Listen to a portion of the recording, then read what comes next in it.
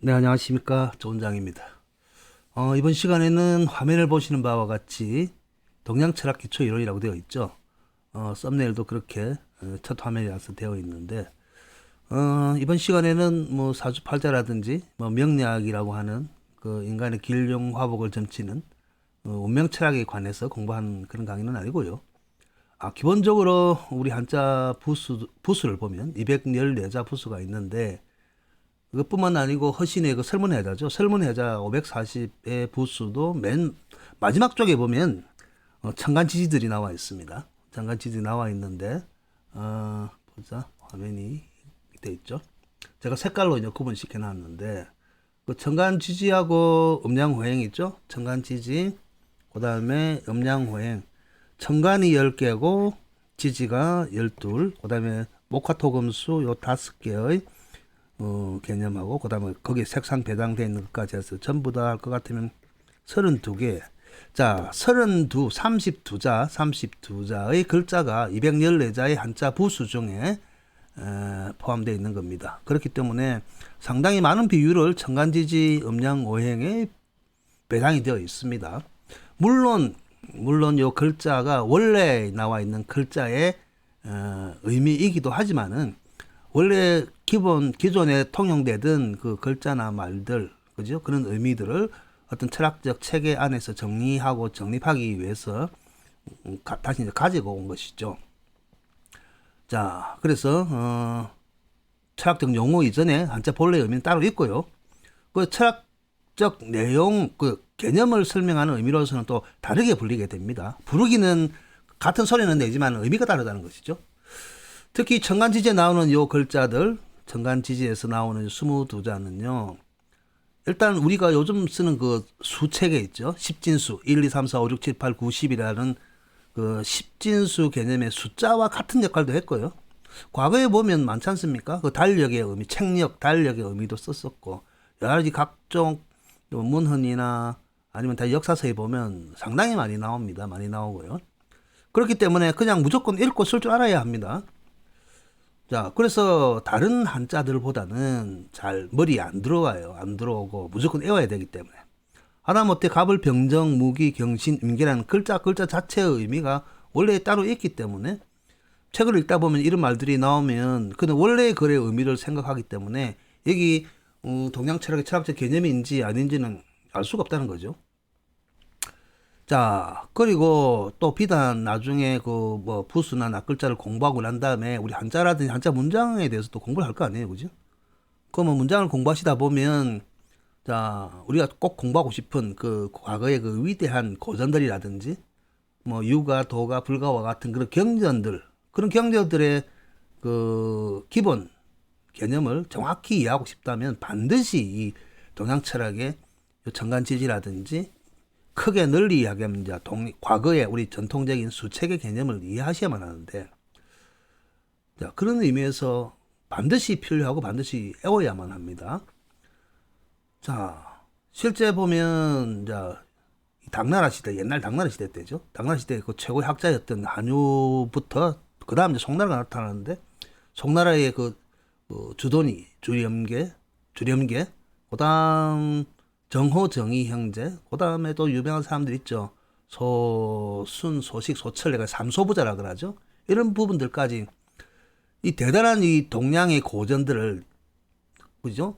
이런 분들 그 한유 이후로서 이런 분들 도학자라고 하는데, 이 도학자라는 명칭은 이제 유가의 그 학자들을 도학자라고 합니다. 여기서 말하는 도라는 거는 철학적 개념으로서 우주론을 이제 이 유가의 이론에 정립하고자 노력했던 분들인데, 기본적으로는 동양 철학의 기본 이론을 아셔야만 자, 이러한 그 아주 큰 학자들이 남겨놓은 그런 유산들을 이해할 수 있습니다. 특히 그 성리학이죠. 이제 우리가 막 주자학이라고 하는 성리학, 이 성리학이 나중에 조선이 또 기본 정치 이념으로 삼잖아요. 그 성리학의 기반이 되는 이기론, 이와 기와 리 하는 그 이기론을 명확하게 이해해야만 조선시대의 그 사람들의, 그죠, 학자들, 성리학자들의 그 사상을 이해할 수 있습니다. 그 성리학의 선구자라고 하는 그 조선시대 성리학의 선구자들 중에 보면 그 황진이하고도 함께 그 송도 삼절이라고 했던 화담 서경덕 선생의 그 기철학, 기이론론이죠. 기이론론이라든지 손숙돈과 조한보라는 사람 간에 그 무국과 태극에 관한 그 편집글로 서로 논쟁을 하고 있었는데, 그때 이제 회재 이현적 선생의 리 철학, 그 회재 이현적 선생의 리에 관한 그런 주장들, 그리고 그 다음에 기대성이라는 사람과 그 다음에 퇴계 선생 간의 그 사단 칠정 논쟁, 그 다음에 이제 율곡 선생하고 성혼 간의 그 인심 도심 논쟁이라고 했어요. 이와 같은 이 조선시대 학자들 간의 이 학문 성리학의 기본이 되는 이론들을 가지고 자신의 생각, 주장을 서로 이제 그 대립하듯이, 대립이라기보다는 주장을 하다 보니까 이와 같은 그 일들이 나중에 발전을 해서 그 정치 당파들 간의 싸움으로 비화도 되기도 합니다. 그래서 조선의 그 시대의 그 당쟁이라고 당파 간의 그 정쟁은 이와 같은 사상에서 비롯된 것이거든요. 또 그리고 정치 일선에 또 나서지 않은 그 남명 조직 선생이라든지, 또 보면 그 뭐랄까 많은 그 실학자들 있잖아요. 개화기 이전의 실학자들, 그리고 정약용 선생이 이르기까지 조선의 그 큰 학자들이라고 하는 사람들이 대부분 그분들이 기본 베이스를 깔고 있는 성리학적 소견들이 모두 이 동양 철학의 기본 정서에부터 비롯된 겁니다. 그렇기 때문에 그런 책들을 이해하시기 위해서라도 이 동양의 기본 철학 개념들을 하나하나 정립하셔야만 합니다. 또 아무튼 그런 뭐 대학자들의 모든 모론이나 그 고전들을 접할 수는 없지만은, 아직도 우리의 일상에서도, 지금의 우리 생활 일상에서도 알게 모르게 뭐 무극이니 태극이니 음양이니 오행이니 하는 것들이 이미 굳건히 자리를 잡고 있습니다. 뭐 또한 한편으로 보면요, 그 훈민정음 창제 당시에 그 훈민정음의 그 기본 핵심 이론이기도 한 천인지 삼재 이론이라든지, 이 천인지 삼재 이론에 의해서 소리의 분화가 음양 오행학설과 딱 결부되어 있거든요. 또 한편으로는 실용 학문 중에 이제 의학이 있죠. 의학. 그 허둔의 동의보감이라든지, 동의보감 뭐 뒤쪽에 보면 이제 그 약제학이 나옵니다. 약제학.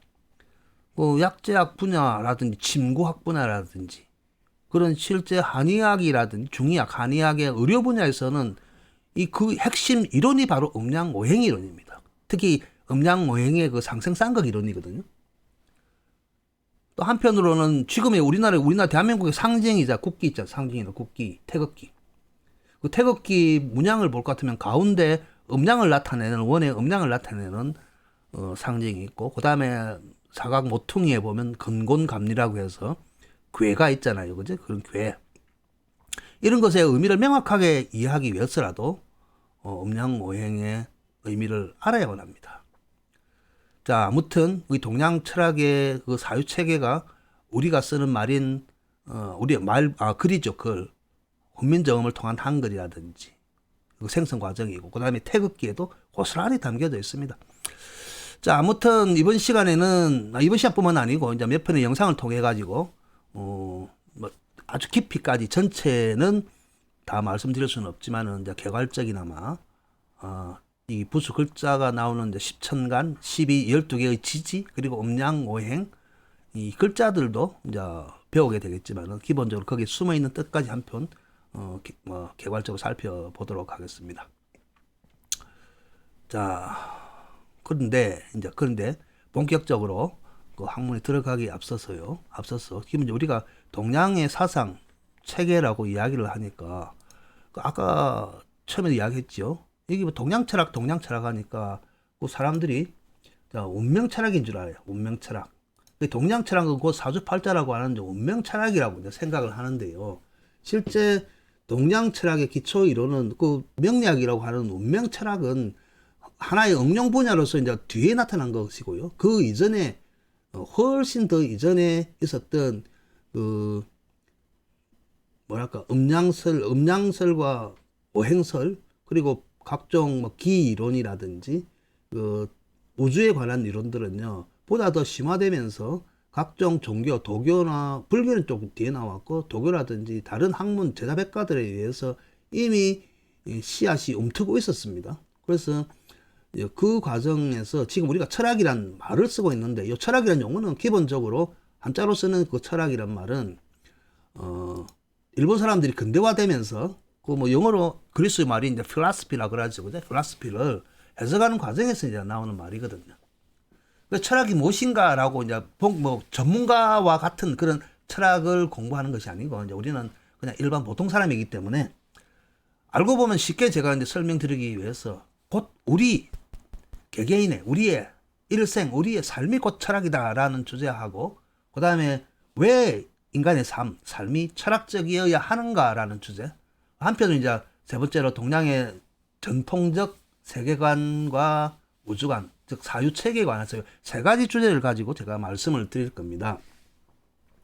근데 오늘 이 영상은 너무 길어지니까 우리의 삶은 철학이다와 왜 삶이 철학적이어야 하는가라는 두 가지에서만 주제에 대해서만 이제 이야기를 하고요. 그 다음 영상에서 본격적으로 동양의 전통적 세계관과 사유체계에 관해서 본격적으로 들어가도록 하겠습니다. 먼저 밑밥을 먼저 제가 깔아놔야 됩니다. 왜냐하면 철학이 뭔지 정확한 개념이 안 오면 무턱대고 이제 외워야만 하거든요. 이해가 잘 안 오거든요. 왜 우리가 철학을 해야 하는지. 우리가 글자를 배우기 위해서 철학을 하는데, 자, 그 글자뿐만 아니고, 물론 그 한문으로 나와 있는 그런 부수 글자인 천간, 지지하고 음양호행은 다 저절로 이제 알게 되시게 되지만은, 왜 그런 뜻을 담고 있는지가 들어가야 되거든요. 그래서 우리의 삶이 철학적이라고 하는 이유는, 자, 우리는 인간으로서 운이 좋게도 인간으로 태어났죠. 또, 인간의 삶을 살고 있습니다. 자, 인간다움, 사람답게 살고자 하는 욕망이 있습니다. 그래서 사람은 일생을 살아가면서 알고 우리 인간으로 태어나지만 우리가 살기 위해서 우리가 만들어 놓은 시스템 하에서 잘 적응해 살아가기 위해 무엇보다 많은 것을 배우고 경험하게 됩니다. 특히 다른 게 아니고 생존을 위해서, 그죠? 보다 나은 삶을 위해서 모르는 것을 배운다는 것은 바로 당연한 일이거든요. 보다 나은 삶을 위해서 우리가 배우게 되는 거 아닙니까? 우리가 학교에 가고 대학에 시험을 치고 기업에 들어 취할 때 시험을 치고 하는 것은 다 보다 나은 삶을 살기 위한 통과 의례죠. 그런데 그 과정에서 생기는 것들은 모르는 것을 배운다라는 사실입니다. 그 사실을 통해서 사회에 차차 적응해 나가는 것이죠. 그래서 세상에는 처음부터 모든 걸 다 아는 사람은 없습니다. 그 시험을 칠 때 시험 치는 문제 출제하시는 분들도 과거에는 그죠? 시험 치는 삶과 같은 처지라든지 젊었을 때는 다 모르는 분들이었거든. 그래서 처음부터 세상의 모든 것을 다 아는 사람은 그 누구도 존재하지 않습니다. 그래서 바로 조금 전에 이야기한 이야기가 공자님께서 하신 말씀인데 인류의 영원한 스승이라고 하는 그 공자님도 인간이 모른다는 것은 죄가 아니다. 그러므로 모르는 것을 배우는 것은 당연하다라고 그 논어에 나와 있습니다. 말씀을 하셨거든요. 그래서 또 서양에서는 악법도 법이다 아니면 너 자신을 알라라고 말한 그 고대 그리스의 철학자 소크라테스도 자신의 무지함을 아는 것이 바로 하나뿐인 지혜다 이거다. 그래서 자신을 모른다는 것을 아는 것이 곧 지혜다는 것이죠. 그래서 알고 있다는 것은 내가 모른다는 것을 안다는 것이다. 그래서 거꾸로 이야기하면 내가 모르는 것만 알고 있으면 그 모른다는 것이 바로 진정한 지혜입니다. 내가 모른다는 것을 아는 것이 곧 지혜다는 소리입니다. 그런데 나는 다 안다라고 세상 사람한테 항변을 한다든지 그렇게 살아갈 것 같으면 세상 살기가 참 힘들어지겠죠. 그죠?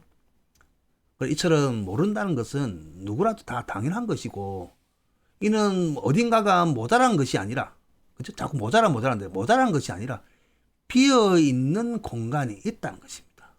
사람은 다 원래 빈 존재예요. 그래서 종교 철학에서 뭐 허하고 공허하고 빈다는 공과 허의 개념에 관해서 아주 심취하고 있죠. 그래서 인생을 산다는 것은 빈 곳을 채우는 작업이고 바로 이 빈 곳을 채우는 작업이 곧 배운다는 겁니다. 빈 곳을 채운다. 그래서 배운다는 말은 우리 대표적인 글자가 보면 배울 학자죠. 그 배울 학자를 예를 쓴다 아닙니까? 그죠? 배울 학자를 예를 쓰는데 자, 이걸 가르칠 때 뭐 어떤 분들은 그러죠. 자, 보면 덮을 멱자 가운데 있는 게 책상인데 책상에 어린 아이가 앉아서 양손을 가지고 요 가운데 있는 효라고 하니까 산가지를 가지고 셈을 한다 아니면 공부를 한다 그렇게 이야기를 하고 있죠. 그게 이제 좀 공부를 좀 모자라게 한 거죠. 근데 원래 의미를 할 것 같으면 요 덮을멱이 자, 덮다는 진정한 의미가 만들어지기 위해서는 전체 위에 나타나야죠. 전체 글자 위에 나타나는데 중간에 나타날 때는 보통 장애물이라든지 아니면 가려진 벽과 같은 것을 나타낼 때 그렇습니다. 그래서 보면 우리가 받을 수, 받을 수 할 때 손과 손이 손 사이에 있는 요거는 담이라든지 장애물이라는 거죠. 장애물 다시 쓸게요. 줄 수, 받을 수 할 때 숫자죠. 수. 자, 그리고 장애물이에요. 장애물이기 때문에 통과를 못하고 막는다는 의미죠. 저지한다는 의미죠. 자, 그러니까 어린 아이는 항상 이야기했죠. 아직 속에 뭐 어디든 속에 들지 않았기 때문에 자격이 없다는 겁니다. 자격이 없거든요. 자, 아직까지 완전하지 못한 존재거든요. 완전하지 못한 존재가, 자, 요 보면 이제 양쪽에 있는 게 이게 바로 머리가 열린 모양입니다. 머리가 열린 모양이고, 여기 가운데 있는 요 상까지는 효라고 하죠. 효, 우리 회사, 효사할 때 효. 효는 점을 칠 때 신으로부터 신이 주어진 답이란 이야기죠. 신으로부터 받은 답이란 겁니다. 그 신의 말이나 답이나 신의 뜻이란 거죠. 신의 뜻을 받아들일 준비가 안 된 상태란 겁니다. 자, 그렇기 때문에 우리가 배운다는 것은 받아들이기 위해서는 항상 뭐예요? 비워야 된다는 거죠. 비워야 돼요. 비워야 되기 때문에 빈 상태여야만 씨를 뿌리고 가꾸고 할 수 있죠. 자, 빈 곳을 채우는 게 배죠. 자, 그래서 우리가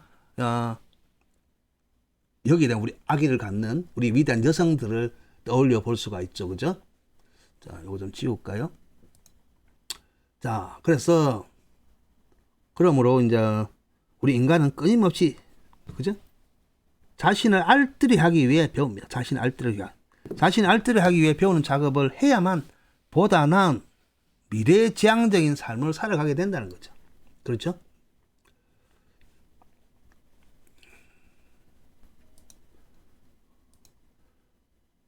자, 그래서 조금 전에 이야기했듯이 위대한 여성이 새 생명을 잉태하는 것이 이제 우리가 아이를 배다라고 이야기하죠. 그죠? 아이를 비우다, 아이를 배다 그러잖아요. 자, 이처럼 우리가 태어날 때부터 우리는 빈 곳에서, 우리 엄마의 아기 자리는 빈 곳이었죠. 준비된 장소죠. 준비된 장소에서 거기서 채워서 세상에 나온 겁니다. 거기서 채우지 못하면 세상에 나오지도 못하죠. 그죠?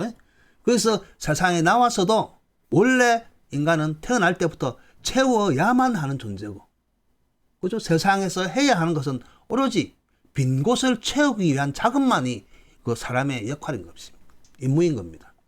그래서 배워 익히고 스스로 경험해 가면서 자신만의 정체성을 만들게 됩니다. 그게 바로 삶의 철학이거든요. 그래서 자신만의 정체성을 그 자신의 철학, 삶의 철학이라고 이야기하는데, 그러면 정체성이 뭔가? 그거에 대해서 알아봐야 되겠죠. 그래서 이제 우리는 일상의 삶을 살면서 살아온 동안 매 순간마다 하게 되는 생각이 있는데, 그 생각이, 자, 뭔가 조금은 미진하거나 부족하게 되면 해답을 찾기 위해서 노력을 하죠. 이에 따라 이제 배우고 익힌 거죠. 배우고 익힌 것을, 자, 배우기 이전의 상태와 비교해가지고 더욱더 포괄적이고 종합적이고 또 추상적인 관점으로 한층 더 깊고 넓게 제고하여 고양시키고 발전해 나가는데요. 이 포괄적이란 말은 기본적으로 뭐야? 싹쓸이 해온다는, 있는 그대로 온통 휩쓸어 싹쓸이 해오는 거예요. 그 내가 뭔가 필요하다, 내가 어떤 지식이 부족하다 하면 그거 관련된 것을 막 책방에 가든 영상을 통하든 어쨌든 다 수집해 온다는 거예요. 싹쓸어서 내 것을 만들려고 하는 노력이 포괄적이라는 거고. 그 다음에 종합적이라는 거는 하나하나, 근데 싹쓸이 왔잖아요. 그 하나하나의 개념이나 거기 관념을 보고도 판단이나 그런 것들을 결합시켜서 새로운 개념, 새로운 것들, 관념으로 만들어내고 구성하는 것을 종합이라고 해요. 종합이라고 하는 것은 모은다고 해서 종합이 아니에요. 종합이라는 것은 모아놓은 것에 대해서 개개인의 것들을 잘 파악을 해서 거기 관념이나 판단이나 개념이나 그런 것들을 하나하나 단위적으로 각각 분류해가지고 그것을 맞는 것끼리 결합을 해갖고 새로운 개념이나 새 관념을 구성하는 게 종합이에요. 그리고 그렇게 하고 또 추상이란 거는 하나하나의 사물에서 공통적인 속성을 쭉 뽑아내는 거거든요. 그래서 뽑을 주자 쓰거든요. 그리고 한층 더 그런 작업들을 계속 해갖고 한층 더 넓고 또 높은 차원, 제고한다. 높은 차원으로 끌어올리고, 그 다음에 고양시키고, 스스로도 뭐야, 잘한다, 잘한다, 북돋워주고, 힘내고, 그렇게 하면서 발전해 나가는 거거든요. 이, 보통 보면 이렇게 하는 작업이 공부하는 일이기도 하고, 삶의 철학을, 보다 생각하면서 하는 작업이란 거죠. 그래서 일상생활 속에서 문제를 근본적이고도 총체적으로 숙고하는 시간, 깊이 숙고하는 바로 그 순간이 철학적 사유를 한다는 거예요. 그래서 어떤 일이 생겼을 때 근본적인 문제를 떠올리고 그 문제에 관한 모든 것들을 아까 앞에 이야기했죠. 포괄적이고 종합적이고 추상적으로 제고하는 것. 그게 총체적인 그런 상황들을 숙고, 단 순간적으로 하는 게 아니고 깊이 생각하고 숙고하고 있는 그 순간 바로 그 자체가 이미 철학적인 사유를 하고 있다는 겁니다. 그런 까닭으로 이제 철학을 한다는 게 바로 생각을 한다는 거예요. 그래서 중요한 건요, 생각이에요, 생각.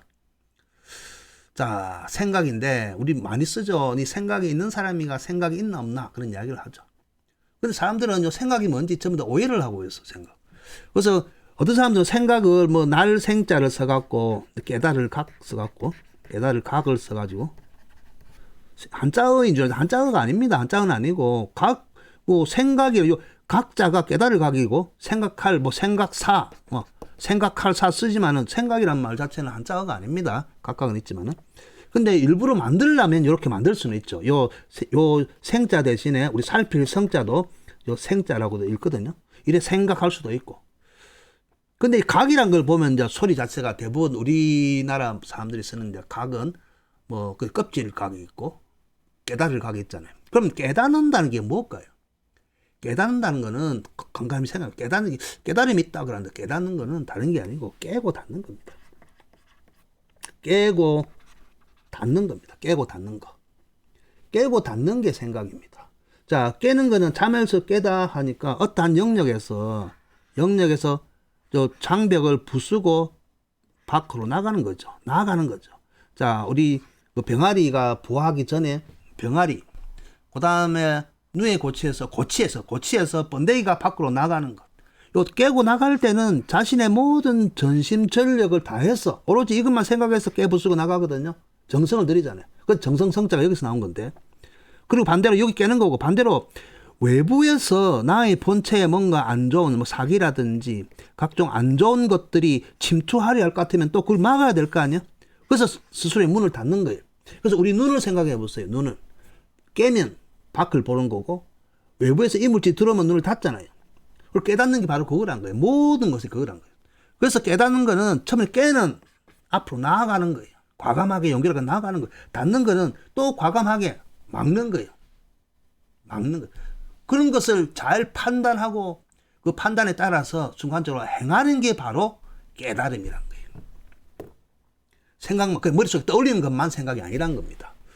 자, 그러니까 머릿속에 깨달음이 온다는 거는 이 세상을 살아가는 처세술과 관계되어 있다는 겁니다. 어떠한 사실이나 어떠한 글자에 대해서 이치를 깨닫는다? 아무런 의미가 없다는 거예요. 근데 그 효용 쓸모가 있다는 거는 요것처럼 진보하고 전진해 나가고 또 물러설 줄 알고, 그래서 그냥 용감할 때는 돌진을 하고 또 물러서서 보호하고 닫을 때는 닫고, 그 두 개를 잘 가리는 거예요. 가리는 것. 그래서 나아갈 바와 물러날 바를 아는 게 곧 깨닫는 거예요.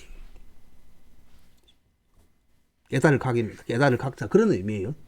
제 생각입니다. 누가 그래서 이야기하는 게 아니고. 그래서 각자를 보면 그렇게 되어 있고요. 자, 그래서 껍질을 깨고 나아갈 것인가? 스스로? 아니면 외부에서 어떤 유혹이 오고 외부에서 아무리 많은 돈을 주고 좋은 조건, 눈을 화려하게 하고 내 눈을 못 감게 만든다 하더라도 과감히 진정한 나를 위해서는 닫을 줄 알아야 돼요.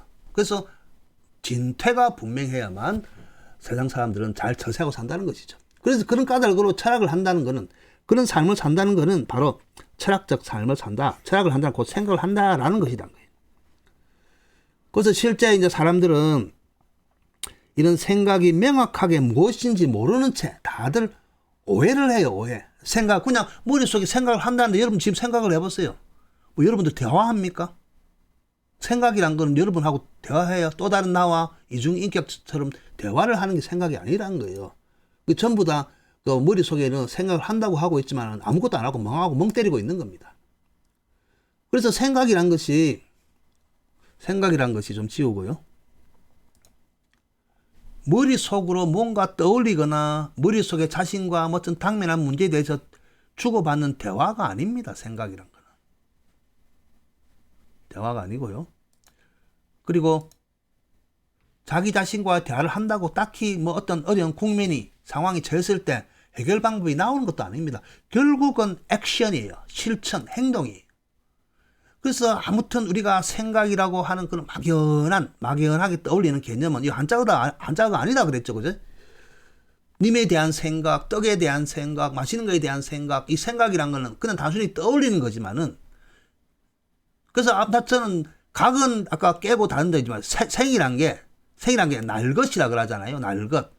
그러니까 깨고 닫기 전이, 맞아요. 깨닫기 바로 전의 상태를 생이라고 합니다. 그래서 과거에는 15세기 때는 요 생자는 이래 생 썼거든요. 아래아를 써서 생을 썼거든요. 아래아를 써서 요 생을 썼거든요. 그죠? 날것이란 거예요. 날것. 자, 그러니까 깨닫기 전의 상태를 생이라고, 생각이란 거예요. 단순히 머리로 떠올리는 것에 한정하지 않고 생각이랄 것 같으면 일생을 통해 배우고, 그렇죠. 사람은 누구나 계속 태어난 날 때부터 사람이라는 그 형체나 모습을 가지기 전부터, 잠깐만, 이 마우스가 잘 안 듣네. 다음을 넘겨야 되는데요. 익힌 바대로 자기가 이제 익히는 거예요. 생각나게 되는 행동 이전의 의지입니다. 의지. 저는 그렇게 생각해요. 생각 있는 행동을 해라 가지고 생각 자체가 실천 의지예요. 그냥 깨달음이 있으면 뭐합니까? 가만히 있는데 아무 의미가 없잖아요. 예전에 뭐 유명한 고성 대덕들이 절에서 좌선을 하고 수행을 해서 순간에 깨달음이 도노니 점순위 해서 깨달음이 온다 칩시다. 도노를 해서 순간에 깨달음이 온다 칩시다. 근데 가만히 그 산에 처박혀갖고 돌바구에 앉아있으면 뭐합니까? 자기 만족일 밖에 없어요. 자기 만족. 그러니까 행동 이전의 의지 이전의 최후의 마음가짐의 상태라 보면 됩니다. 그러니까 막 부화하기 바로 전 내가 깨고 나가야지 하고 액션을 취하는 그런 결정, 의지, 이게 생각이라는 거죠. 그래서 행동을 하지 않으면 생각이라는 의미가 없다는 겁니다. 그런 의미에서 생각이란 것은 이제 각 사람마다 가지고 있는 그 사람의 고유한 정체성을 지닌 마음가짐이라 보면 됩니다. 정체성을 지닌 마음가짐. 그래 해야만 옳다고 봅니다. 이 제 생각입니다. 그래서 이제 정체성이란 것은 변하지 않는 존재, 변하지 아니하는 존재의 본디의 참모습입니다. 자, 여기서 이 말은 뭐냐 하면 우리는 엄마 뱃속에 있을 때는 그냥 지고지순한 존재예요. 아주 순수한 존재예요. 근데 세상에 나오면 외부의 영향을 받게 되잖아요. 그죠? 그러니까 외부의 영향을 받다 보니까 변하지 아니하는 존재는 없어요. 다 변하게 되어 있습니다. 누구나 변합니다. 커가면서 자라가면서도 변하게 되는 거고 머릿속에 모든 게 다 변하게 돼 있어요. 사람도 변합니다. 변해야 그게 정상이죠. 안 변하면 비정상이죠. 굳어있는 마음이니까. 그런데 중요한 거는 원래 내가 생명의 씨앗을 받고 하늘로부터 받고 밖에 나가서 세상을 위하는 존재, 세상에 이득적인 존재가 되기 위해서 하늘로부터 오고 세상에 태어난 그 본래의 가치, 본래의 참모습, 세상을 널리 이롭게 하기 위해서 이 세상에 왔다는 그 참모습, 그것을 깨닫는 게 바로 정체성이에요. 나는 나쁜 사람이 되어야지. 근데 어쩔 수 없는 이 상황이 되었어. 마약을 먹고 폭력을 휘둘고 범죄자가 되었어. 이게 나의 정체성이야. 이건 본래의 그 사람이 아니잖아요. 엄마 뱃속에 있을 때는 누구나 다 순수한 영혼들이란 거예요. 세상 밖에 나와서 외부적 영향을 받다 보니까 외부적 영향에 의해서 2차적으로 그렇게 되어지고 만들어진 거죠. 그러니까 변할 수 없고 본디의 참모습으로 찾아가려고 하고 본디의 참모습을 항상 가지려고 유지하려고 하는 그런 성질을 가진 독립적인 존재를 정체성이라는 겁니다. 정체성. 그래서 인류의 역사죠. 역사를 돌이켜보면 인간의 삶의 향상은 삶의 질의 향상이죠. 삶의 문제들을 총체적인 지식의 차원에서 근본적으로 숙고하고 냉철하게 판단하고 또 용기 있게 대응해온 사람들에 의해서 성취해온 겁니다. 단 한마디 더 이야기하면 그냥 머릿속에 떠올리지만 말고 실천, 액션, 행동을 취한 사람만이 성공을 성취해 오는 거죠. 그렇기 때문에 항상 배우고 난 다음에 공자님께서도 항상 이야기했죠. 공자님께서 맨 처음 공자님은 4단계입니다. 배울 학. 맨 빈 곳을 채워. 빈 곳을 채우고 빈 곳을 채우고 난 다음에 뭡니까? 익혀야 돼. 스스로 익혀야 돼. 학습. 익힐 습이 학습을 한 다음에 자 이렇게 된 상태가 바로 아는 상태거든요. 아 이제 다 알게 된 상태예요. 그걸 알면 뭐합니까? 여기서가 아니고 밖에 가서 실천을 해야죠. 지행. 그래서 학습한 연후에 지행을 해야 돼. 그래서 알면 생각의 머리 위에서 머리에 떠올리는 순간 행동 실천을 해야 돼요. 여기에 공부를 하는 목적이에요. 공부를 하는 목적이에요. 그래서 학습과 지행 합일. 그래서 이 동양의 육아 사상 중 공자의 사상이 위대한 것은 이 공자뿐만 아니고 잠깐만요. 공자뿐만 아니고 제가 하나 더 넘겼네요. 네, 맞군요. 공자님뿐만 아니고 저 위대한 철학자들이 다 이구동성으로 다 똑같은 이야기를 하고 있습니다.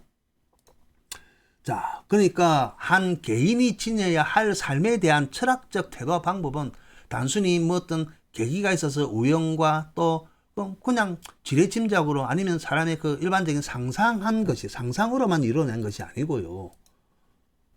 인생을 살아오면서 배워온 지혜를 통한 보편성과 객관성을 추구하는 보편성이고 객관성이에요. 나만의 것이 아니에요. 주관적인 게 아니란 겁니다. 합리적 숙고와 철저하고도 냉철한 이성에 기초해야 돼요. 그것은 자의적이라고 하죠. 자기 임의대로, 자기 멋대로 하는 게 아니고 세상은 나 혼자 살 수는 없잖아요. 그죠? 남들도 갖고 있는 보편적, 객관성을 추구해야만 그게 올바른 진리나 진실에 도달할 수 있다는 겁니다. 그러므로 철학적 삶을 산다는 것은 자신이 겪게 되는 다양한 삶의 문제를 해결하기 위한 근본적인 태도, 습관, 자세, 방식을 반영해가지고 나타나는데 이를 통해서 적응, 즉 대응을 해가는 방식이 바로 철학입니다. 철학적 삶을 산다는 것은 세상에 어떻게 잘 적응하고 잘 대응하느냐, 그 대응하는 방식을 아까 이야기한 보편적이고, 그죠? 객관적이고, 합리적이고, 냉철하게 대응하라 이거죠. 그러한 것들을 배우고 익히고 실천하는 그런 삶, 그게 철학적 삶이란 겁니다. 다시 말해서 철학을 한다는 것은 인간 사회에서 발생하는 복잡하고 다양한 인간 관계 간에 일어나는 문제를 보다 현명하고 잘 대처해 나가기 위한 생존 무기, 즉 칼이나 방패와 같은 것을 지니고 세상에 대응해라는 겁니다. 그래서 우리는 무방비로 아무 생각 없이 멍 때리고 세상을 대하고 살 수는 없잖아요. 그죠? 그래서 내 삶의 주체가 내가 아니고 남이 되어버리면 남의 주체, 남의 삶에 이끌려갈 수밖에 없거든요. 자, 이게 우리의 삶이 철학적이어야 하는 이유인 것입니다. 이러다 보니 또 너무 길어졌네요. 어차피 갑시다. 자, 그래서 왜 삶이 철학적이어야 하는가? 두 번째 주제죠. 자, 앞서 말한 바와 같이 자기가 원하는 것을 배우고 익혀 부족하고 모자라고 허전하고 공허한 부분을 채우고 살면 되지 않나? 내 마음대로 나도 부족하니까 나는 내 마음대로 채우면 부족하지 않냐? 그러니까 나만의 정체성, 주관, 가치관을 세워 살아가면 되지 않겠냐고 하는 게 일반적인 사람들의 반문이에요.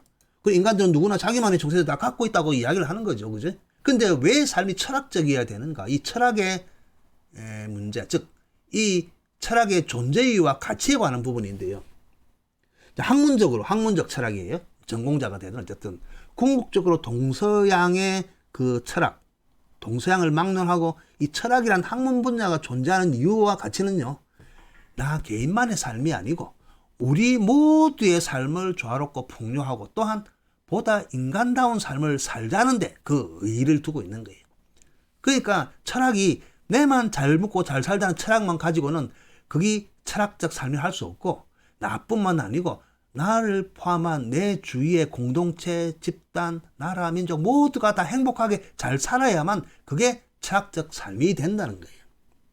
그래서 대부분 전공 철학을 해가지고 철학을 전공해가지고 고대 철학을 읽어보면 대부분 개인의 행복이 아니고 다수의 행복, 모든 사람의 행복을 이야기하고 있는 거예요. 그래서 나 혼자 잘 먹고 잘 살자는 것이 목적일 것 같으면 굳이 우리가 이렇게 뭐 철학적 삶을 살자고 그러할 필요가 없는 거 아닙니까? 또 사람마다 자기의 경험, 자기의 지혜만을 다 갖고 있기 때문에.